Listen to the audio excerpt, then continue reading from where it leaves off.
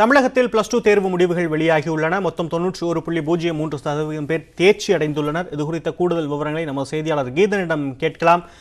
கீதன், இந்த 12ஆம் வகுப்பு தேர்வு முடிவுகளில் என்னென்ன சிறப்பம்சங்கள் இடம்பெற்றிருக்கின்றன?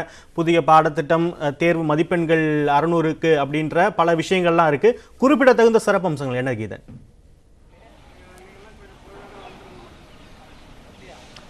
கடந்த 2004ஆம் ஆண்டு தமிழகத்தில் அப்போதைய பாடத்திட்டத்தை மாற்றி தமிழக பள்ளிக்கல்வித்துறை புதிய பாடத்திட்டத்தை கொண்டு வந்தது. அந்த புதிய பாடத்திட்டம் கடந்த 14 ஆண்டுகளாக அமலில் இருந்தன. அந்த பாடத்திட்டத்தின் கீழ் நடைபெற்ற கடைசி பொதுத் தேர்வு என்பது தற்பொழுது நடந்து முடிந்திருக்கின்ற பொதுத் தேர்வாகும். முதன்முறையாக கடந்த ஆண்டு வரை 1200 மதிப்பெண்களுக்கு கடந்த ஆண்டுக்கு முன்பு வரை தேர்வுகள் நடைபெற்றன. 12ஆம் வகுப்பு தேர்வுகள். அந்த மதிப்பெண் முறையை ஒழித்து தற்பொழுது இந்த முதல் 2 மற்றும் 3ஆம் இடம் என்பதை தமிழக பள்ளிக்கல்வித்துறை அறிவிக்காது என்று தமிழக அரசு ஏற்கனவே அறிவித்திருந்தது. அதன்படி தற்பொழுது அந்த மாணவர்கள் பெற்ற அந்த மதிப்பெண் விவரம் என்பது வெளியிடப்படாதது கடந்த ஆண்டு முறையே தொடர்ந்து வருகின்றது. அந்த நடைமுறை தற்பொழுது நடைமுறையில் தொடர்கின்றது. மேலும் 600 மதிப்பெண்களுக்கு முதன்முறையாக 12ஆம் வகுப்பு தேர்வு முடிவுகள் தற்பொழுது வெளியாகி இருக்கின்றன. இதுவே 12ஆம் வகுப்பு தேர்வுகளில் 600 மதிப்பெண்களுக்கு நடைபெறுவது முதன்முறையாகும்.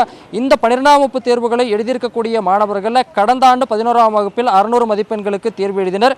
ஏற்கனவே தமிழக பள்ளிக்கல்வித்துறை 11 மற்றும் 12ஆம் வகுப்பு 2 வகுப்புகளிலும் 600 மதிப்பெண்களுக்கு தேர்வு நடத்தி அந்த மதிப்பெண்களை ஒருங்கிணைந்து அதற்கு பிறகு இந்த முடிவுகளை வெளியிடும் என்று அறிவித்திருந்தது. ஆனால் அந்த முறையும் கைவிடப்பட்டு 11ஆம் வகுப்புக்கு 600 மதிப்பெண்களுக்கு தனி பொதுத் தேர்வும் 12ஆம் வகுப்புக்கு 600 மதிப்பெண்களுக்கு தனி தேர்வும் என்று தற்பொழுது நடைமுறை மாற்றி இந்த முடிவானது வெளியாகி இருக்கின்றது.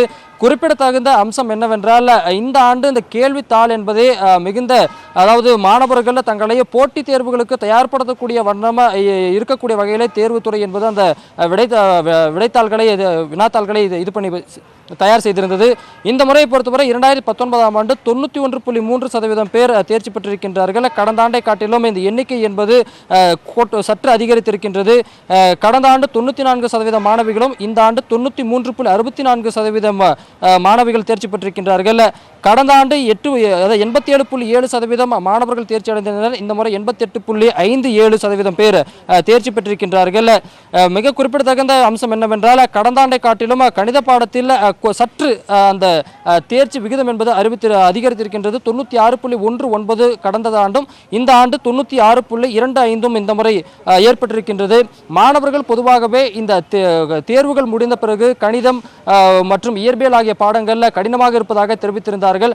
ஆனால் அதை காட்டிலும் மாணவர்கள் எதிர்பார்த்ததை காட்டிலும் தற்பொழுது முடிவுகள் மிக சாதகமாகவே வந்திருப்பதாக அறிய முடிகின்றது. கடந்த ஆண்டை காட்டிலும் பெரிய வித்தியாசம் என்பது இந்த எண்ணிக்கையில் என்பது கிடையாது. ஒரே ஒரு முக்கிய அம்சம் என்னவென்றால், கடந்த ஆண்டை காட்டிலும் இந்த ஆண்டு அரசு பள்ளிகளுடைய அந்த 100% தேர்ச்சி என்பது கடந்த ஆண்டை காட்டிலும் இந்த ஆண்டு குறைந்து காணப்படுவது மிக முக்கிய அம்சமாக பார்க்கப்படுகின்றது.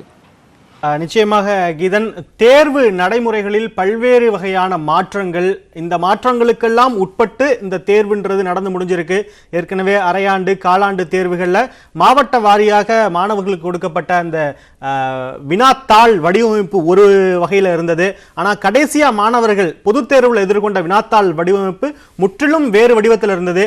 இந்த சவால்கள்லாம் எதிர்கொண்டு மாணவர்கள் ஒரு நல்ல தேர்ச்சி மதிப்பெண்களை பெற்றிருக்காங்க அப்படிங்கிறத நம்ம அந்த தேர்வு முடிவுகள்லேருந்து புரிஞ்சுக்க முடியுது. உங்களுடைய விவரங்களுக்கு நன்றி கீதன்.